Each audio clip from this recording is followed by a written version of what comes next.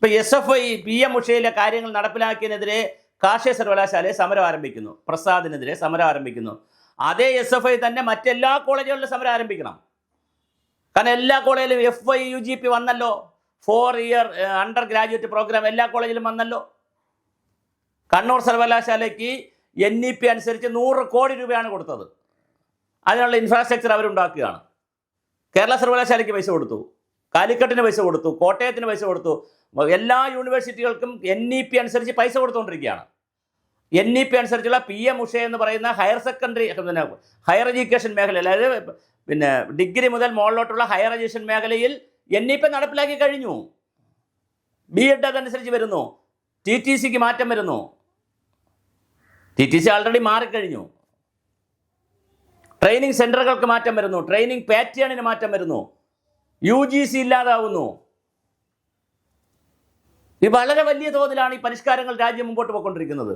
ആ പരിഷ്കാരത്തിൽ നിന്ന് കേരളം വിട്ടു നിന്നാൽ എങ്ങനെയിരിക്കും? കേരളം ഇന്ത്യയിൽ നിന്ന് ഔട്ടാവും. അത് നമ്മുടെ കുട്ടികളോട് ചെയ്യുന്ന വലിയ ചതിയാണ്. കുട്ടികളോട് അങ്ങനെ നമുക്ക് ചെയ്യാൻ പറ്റുമോ? അപ്പോൾ ഇതെങ്ങനെയാണ് ഇതിന് പരിഹാരം കാണുക? രണ്ട് കൂട്ടരും കൂടി ഒരു ടേബിളിൻ്റെ ചുറ്റും ഇരിക്കണം, കേന്ദ്ര ഗവൺമെൻറ്റും സംസ്ഥാന ഗവൺമെൻറ്റും.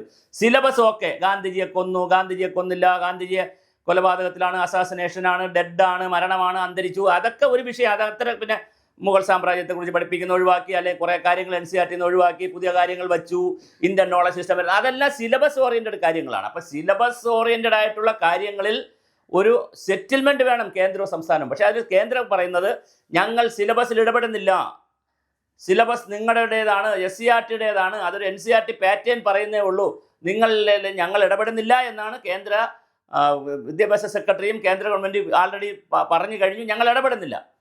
അതിൽ കൂടുതൽ ക്ലാരിറ്റി വരുത്തണം. കേരള സർക്കാർ അടിയന്തരമായി ചെയ്യേണ്ടത് സിലബസ് കരിക്കുലം ഓറിയൻറ്റഡ് കാര്യങ്ങളിൽ വളരെ കൃത്യമായി കേന്ദ്ര ഗവൺമെൻറ്റിൻ്റെ ഇടപെടൽ ഉണ്ടോ എന്നുള്ളത് ചർച്ച ചെയ്യണം.